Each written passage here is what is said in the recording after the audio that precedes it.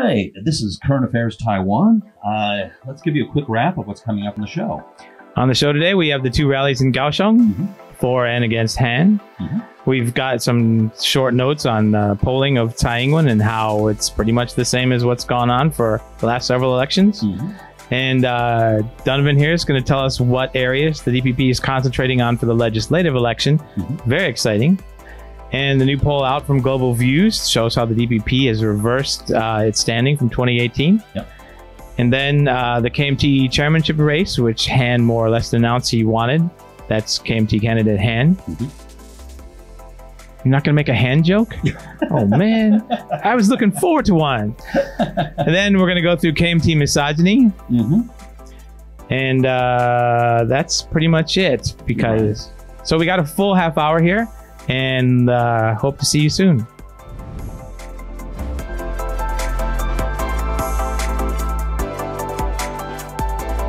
Ladies and gentlemen, welcome back to another edition of Current Affairs Taiwan. This is Donovan Smith, and I'm Michael Turton. And we should remind them about Report Taiwan, shouldn't we? Report.tw. It's time for our weekly plug. So come to our new website, report.tw. It's really easy to remember. It's a Taiwan Report website. And what it's meant for is people who are kind of busy, kind of on the go, but we really want to keep an eye on Taiwan politics and foreign affairs. So what we've got up on the site right now is news aggregation of what I feel are key political developments, things to watch, on politics and foreign affairs. I'm also regularly putting up something called the Taiwan Quick Take, which is kind of my take on the day's events. It's usually a short article. It could be very short, sometimes a little bit longer on the topic. It's kind of done quickly, so it's not as polished as some articles would be. But that gives you an idea sort of going along, and then hopefully we'll be doing more of these audio Taiwan reports as well. And then this goes up every week, and you'll be adding some stuff to it. Hopefully starting this week, yeah. So there's we're coming out with a lot of new original content, both coming out with audio, video, quick written stuff, sort of, some thoughts for the week. So definitely check it out. I think it's organized to help you keep on top of Taiwan politics and foreign affairs. All right, great. So we got so much to talk about this week. As we move towards the election, rallies everywhere, stuff going on. What happened in Kaohsiung? We had 2 huge rallies. And in fact, the American Institute in Taiwan, our officially unofficial embassy, sent around a warning to American citizens, warning us that we should not go to Kaohsiung lest violence break out. That's, that's like setting out bait, right? That makes you immediately want to go down to Kaohsiung. I got to take pictures of that. People rioting in the streets. I love it. But AIT was wrong, probably fortunately. The rallies were pretty peaceful. There was a couple of small incidents. Some of the recall people got splashed with water. Oh, no. Police are looking into it. Oh, I'm sure. Seriously. But water's transparent. How can they see anything? Oh, never mind. So what's your take on the rallies? What do you want to... Well, I think the rallies, the huge recall rally, there, apparently everyone's saying there was over 500,000 there. Yeah, the official number that they're coming out with is 500,000. Yeah. And a lot of my friends were down there, and then they were all saying the same thing. It's absolutely an enormous rally. And I think the key takeaway here is not so much that he's going to be recalled, but that in the next local election in 2022, a lot of voters are going to say, we are going to punish the KMT from letting Han Kuo-yu run off instead of being the mayor that we elected. Actually, I just saw today, I think it was, and it will go up on report.tw soon. But it's, I believe, the Focus Taiwan article. And they were quoting the organizers of the recall, is that they've got the first 28,000, I believe the number was, signatures in. They've now formally submitted it because it's been a year since Han took office. Right. And then now they've apparently got 2 months or 60 days, I can't remember which, to come up with another 280,000 or 228,000, something like that. Anyway, 200,000, 300,000. Judging from the turnout, that won't be a problem. And then they will have a recall vote, which they hope to have by May. Now, this jumped out at me, the May date. The reason is that it's quite possible right around when our next president will be inaugurated for the next 4 years, right about the same time that a recall vote. Now, 25% of the voting populace has to come out and vote in this, and a majority has to vote for him to be removed. Right. But it's entirely possible that he will be removed from office the same month that probably Tsai Ing-wen will be starting a second term. Right. And as he's been planning, we're going to talk about this later, but he's running for chairman. So this recall could also occur at the time that he becomes, or shortly after he becomes the chairman. Quite possibly, yeah. Yeah. So it's going to be really ugly. But what about the Han rally? The Han rally. Yeah. Well, a lot of my friends have posted on Twitter that it had ended early. Yeah. Earlier than the recall rally. Yeah. And I figured that's because a lot of those guys had to go back to Taipei to have dinner with mom in the house that she got free after their military village was demolished. Oh, sorry. Well, I was going to say probably because they all had to pee. Yeah, well, there's that. At that age, how long can they? Well, never mind.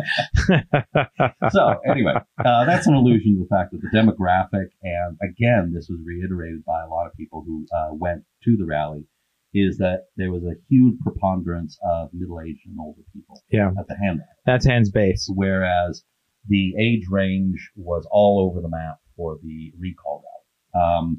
Now, the Han rally, the official number that they're coming out with is 350,000. Now, I don't actually buy the 500,000 or the 350,000 because people always inflate these numbers. Sure. But the fact of the matter is that they were both very big rallies. That is definitely. There's no question about that. From the TV. And it does look like the recall rally was a little bit bigger, which is a pretty big embarrassment for Han. This is in his home city. Yes. Well, there's a city councilor in Taipei today who was claiming that the photos of the rally were fake, the recall rally. Yeah. Someone had shot a beautiful telephoto shot showing, millions of people in the rally, right? Yeah. And it's a telephoto, so all the distances were compressed, and he was complaining, this can't be a real photo. There's not enough space between the signs for the street names, because the telephoto lens had brought them all together. And even after millions of photo enthusiasts pointed this out to him on Facebook, he doubled down on it. And then Han was complaining that he came out and he complained that under that giant banner that they made, it was huge for the recall rally.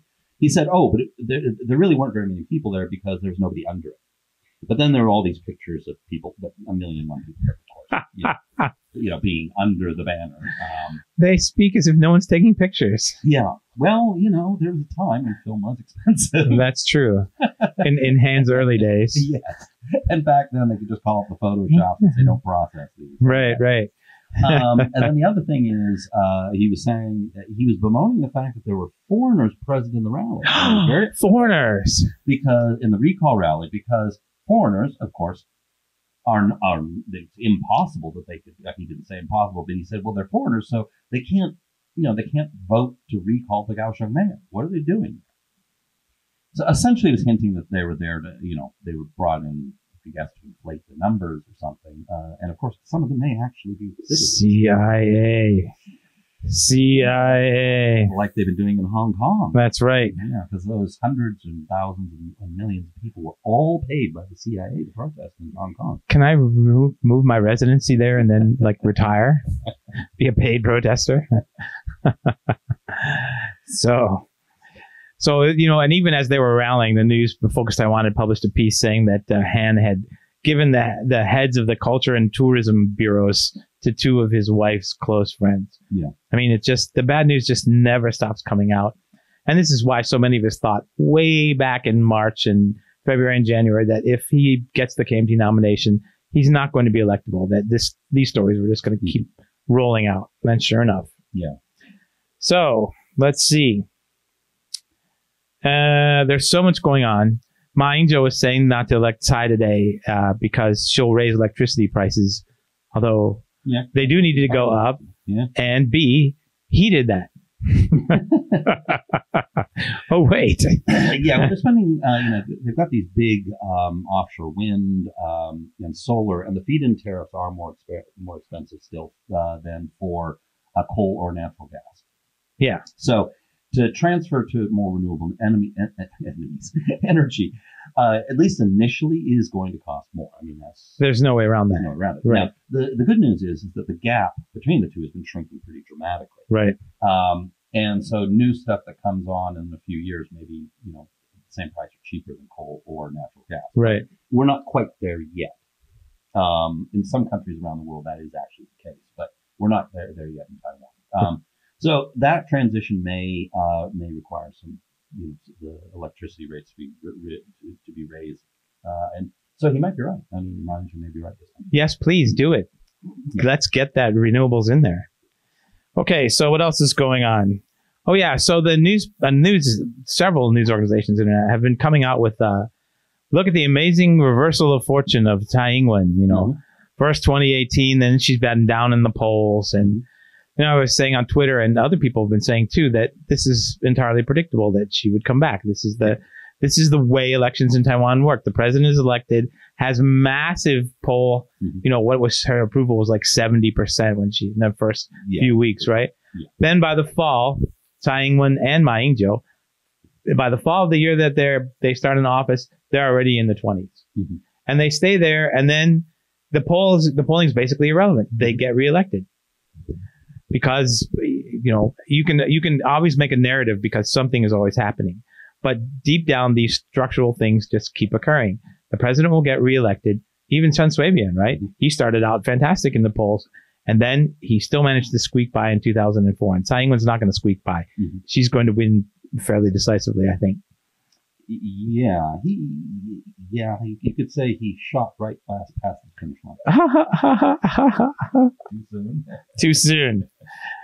DPP. So you were telling me, we were talking before, that the DPP's, what areas is the DPP concentrating on in its legislative elections? Because the presidential election seems to be, at the moment at least, a foregone conclusion. The DPP resources are going where? Okay, yeah, I wrote a couple pieces actually in Kaohsiung Media. On what site are they being promoted now? Oh, report.tw. Okay, go ahead. So you can find them there, or on Kaohsiung Media. That's where the articles are. And I would always encourage you to also check out Kaohsiung Media. But we link heavily to Kaohsiung Media from report.tw. So anyway, so basically, this is very interesting because earlier on and up to now, the president in particular. So I'm just looking here at where they're sending the president to rally, and because we don't know what their ad spend is, there's a lot of other little things that we just don't know. So where are the big rallies being held where the president's coming to rally the base in the last few weeks here? And what I found really interesting is that earlier on in the election, everyone was talking about, and usually they talk about, how central Taiwan is the key.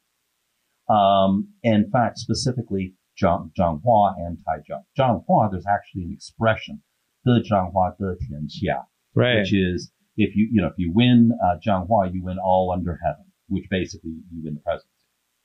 So, and they've been campaigning really heavily in Taichung and Zhanghua so far. The president's been coming like every week, sometimes twice a week. But these last big rallies, there's only one in Taichung, but there's two rallies in Zhanghua. And very specifically, the president came out in a rally just the other day, and she specifically said, and separately, the DPP chair came out and said, if we can win the 4 seats in Zhanghua, we keep our majority. Now, it's true that they, of course, try to make it dramatic, bring up the vote, but it does sound like they have some kind, they really are focused quite heavily on Zhanghua. Some other races, they also are going to be going heavily into New Taipei. I thought that was very interesting. Yeah. And Taipei. And so it really looks to me like they're looking fairly confident, and they're taking the battle to the KMT in KMT strongholds. That's good. What I think is very interesting. That's good. And then another one. Do you want to talk about this one? The Taipei. No, guys. The 2 young guys. Yeah, 2 young, good-looking guys.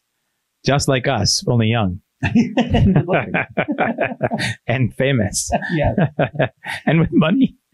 Wayne Chiang, yes. Wayne Chiang, Jiang Wanan of the KMT, the grandson of Jiang Jingguo, great-grandson of Chiang Kai-shek. But he's kind of a little bit more socially liberal. He voted on the marriage equality thing. I think he voted for it, at least for part of it. But he's pitted up against Enoch Wu, Nong of the DPP. And right now there's a lot of excitement around him. And both of them are considered very young, very good looking, very talented. And so what we're hoping to see out of this is they're going to be very, very, it's going to be, right now it's a very tight race. The last poll that I saw had them almost exactly the same. Wu was 0.8% behind. Wow. Yeah. So that's really close. Well, we got to take a break here. Yeah. For our non-existent sponsor. That's right. Please purchase their products. It will cost you very little. All right.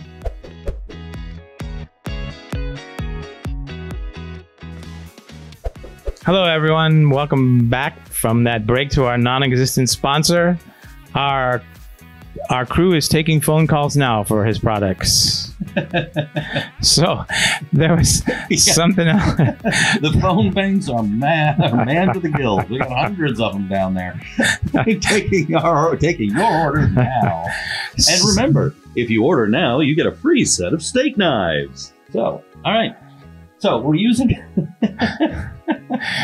So here we are. We're using our sponsor break.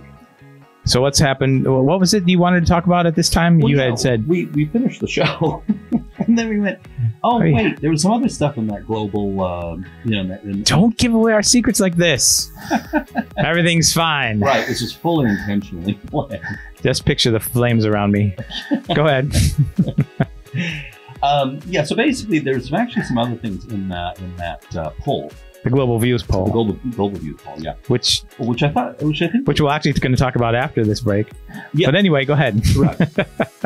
Was it in that? Okay. I don't think it was in that. Go ahead. Okay. Well, anyway. Because we talked about the DPP, and because you brought up the DPP and the KMT basically switched positions, but there's a lot of other stuff in there. About economics, about identity. Right. About, it was a huge poll. Yeah. It was a huge poll. And by the way, I typed it up in English, all the poll numbers. Where? On report.tw. Anyway, so you can check that out there. Now, I thought, as an overview, what I found was interesting is there appears to be a very sharp uptick in fear of communist China. Yes. And a kind of a defensiveness. And what I mean by that is, if you look at the polling, for example, has your opinion recently improved? And that dropped in half. Opinion of what? Of China? Yeah. That fell. Has it? Negative opinion that rose. The support for unification hit a record low in this poll, dropped 10 points to 4.5%. And that was, I think, even including eventual unification. But right. Support for declaring independence really is just name rectification. Rose a little bit, but the big jump was in status quo indefinitely. In other words, remaining as the Republic of China forever, basically. Yeah. And keeping separate. Acceptance of that name rose as well, Republic of China. Exactly. That rose by a few points as well. I think it rose to 87% of the public. Yeah, something like that. With they approve of keeping the name Republic of China. Well, I think this is just the trend that we've been seeing over the years. Remember, like a decade ago, people started really adopting the ROC flag as the Taiwanese flag and treating it as the Taiwanese flag. So just inverting the meaning of that symbol. Yeah. Instead of making it stand for China, they made it stand for Taiwan. Mm-hmm. And now they're going to do that with the ROC as well. That's what it's looking like. Yeah. But also, I think there's another element to it. And that is that, and they didn't ask this in the poll, but is that a lot of people probably want to keep the name because if the name is changed, China has flat out, they passed a law in 2003 or 2005, somewhere around, which basically said that they, by law, we would have to, because of we have to respect the law, which we wrote and we passed. But we would have to invade China, Taiwan, if it declared a Republic of Taiwan. So most people here don't want a war over the name. I think that's really what that boils. Yeah, that's what that boils down to. Yeah. Another interesting figure I thought was that in one demographic now, 30 to 39-year-olds, more people would rather go to work. So the number of people who would want to go work in China, take a job opportunity there, dropped pretty dramatically. Oh, yeah. And in one demographic, the 30 to 39-year-olds, the percentage of people who would want to go to Vietnam was higher than China. Yeah. And the other demographics is pretty close. Right. Where it used to be like, because for language reasons, going to China made sense. But now it's moving more and more. People would rather go to Vietnam than China, which is very interesting considering there's cultural ties, there's linguistic ties to China. But there's fear. There's fear of communist China now, I think. At least that was my take. Great. Well, if you hang on a moment, there'll be a word from our non-existent sponsor. Right, yes.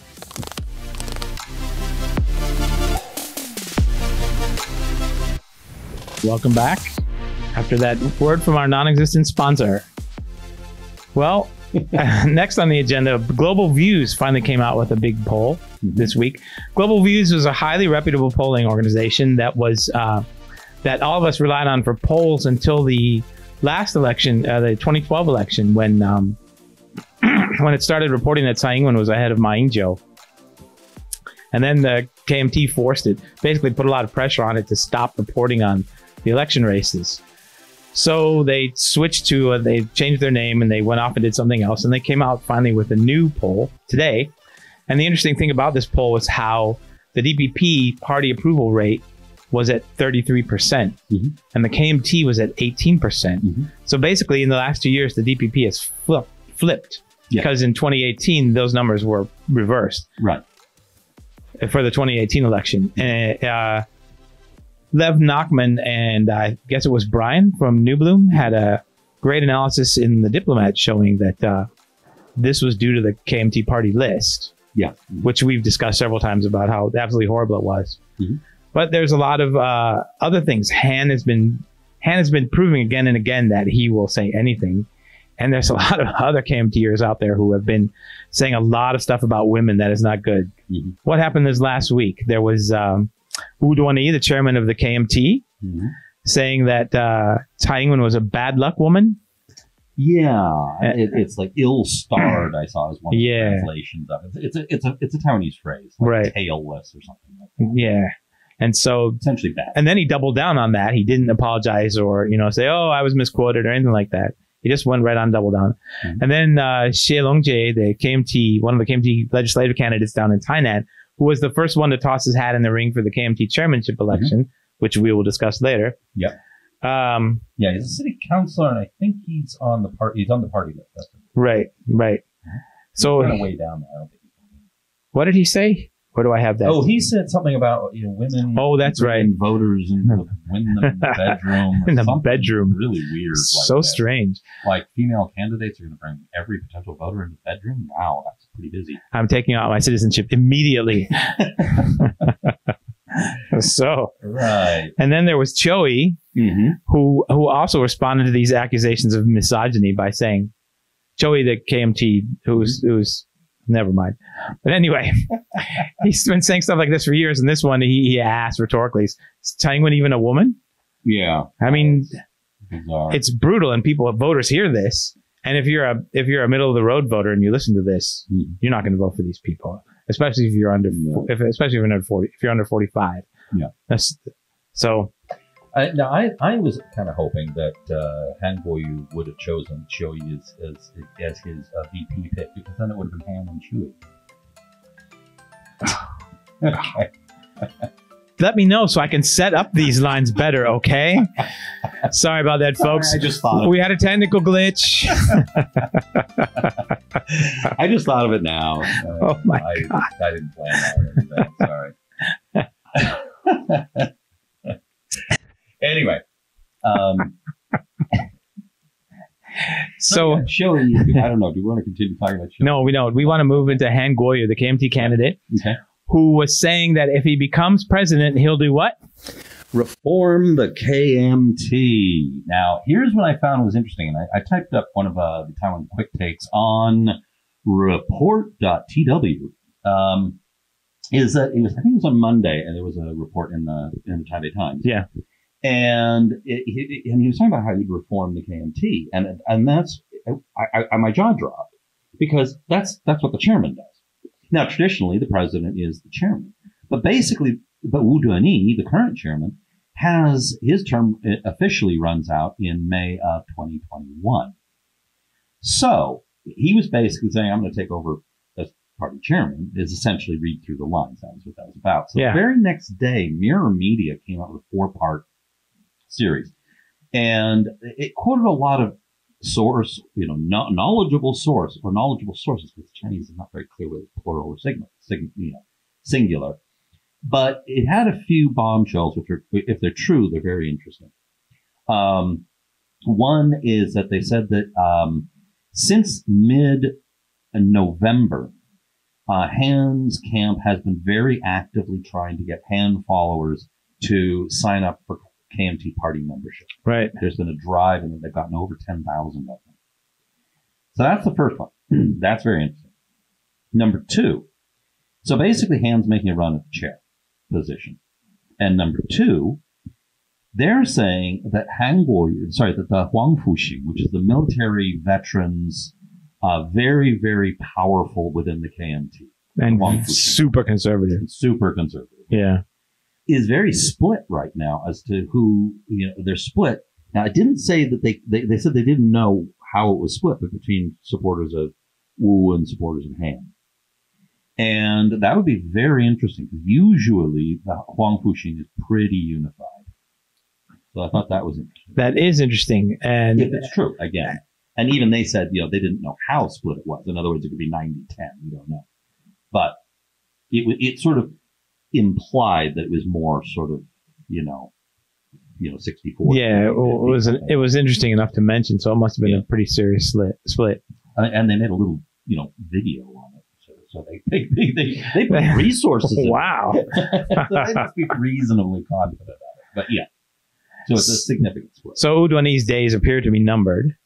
Well, okay. Now here's where it gets even very more interesting. Yeah. There was a couple of quotes in those there where he said specifically, when people asked him about the successor or something like that, and he said, "Well, when my term runs out in 2021, then let's talk about it."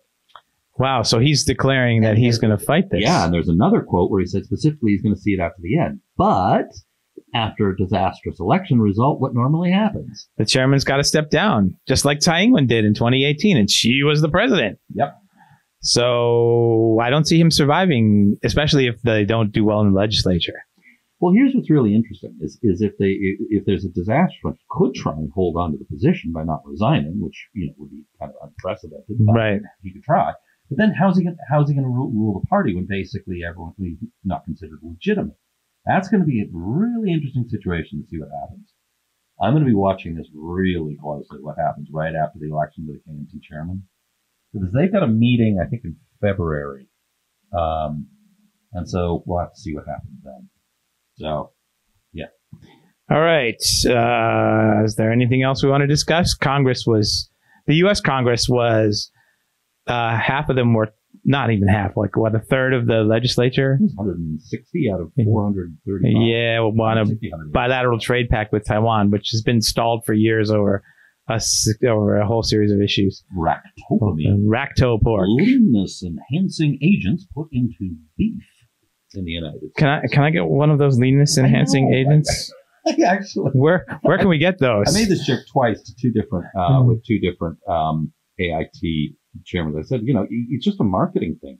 You really should be really marketing the leanness enhancing agent part and lean into that, and market it as a bonus. One of them laughed, thought it was pretty funny. The other one definitely was not happy, and I got an unpleasant message from one of his underlings about afterward. Jeez. So one had a very good sense of humor.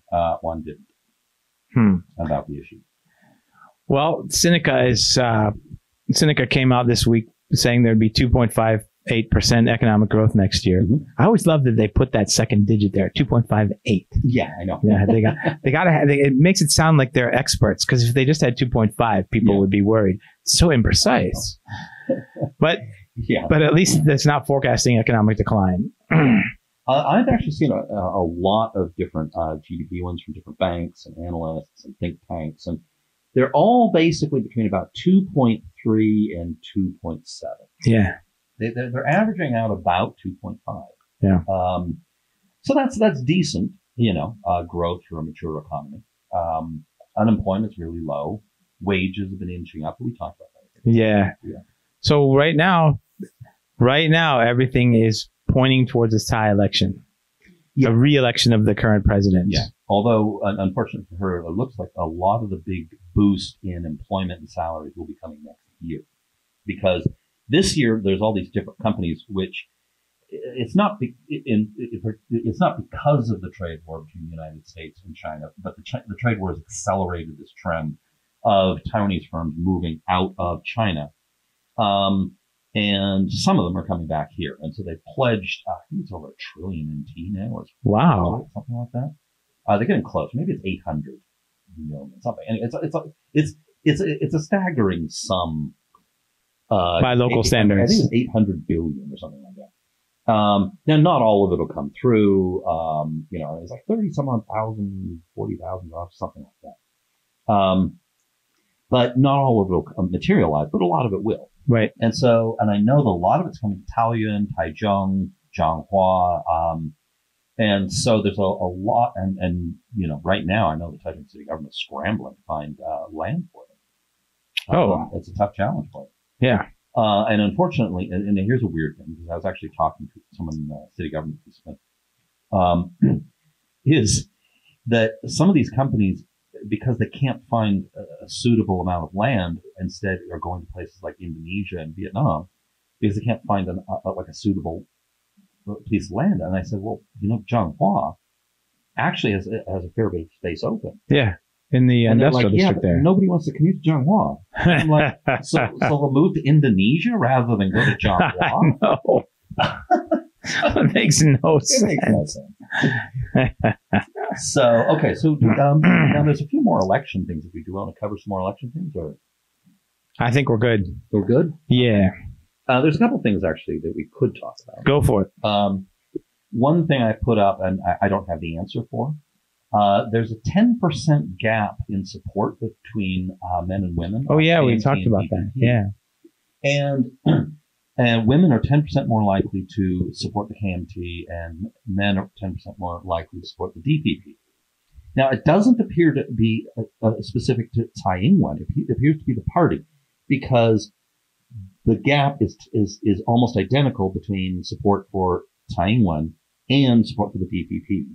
And Su Zhentang, you told me, was even worse. 16%. Yeah. A gap. So it's very interesting. And now, when I put something up on Facebook a couple weeks ago, on this, there was a lot of comments, but they were all very specific about why women. And I don't know if that's the right way to frame it. Maybe it is. Why are women more supportive of the KMT, or why aren't they supportive of the DPP? But it could be the other way around.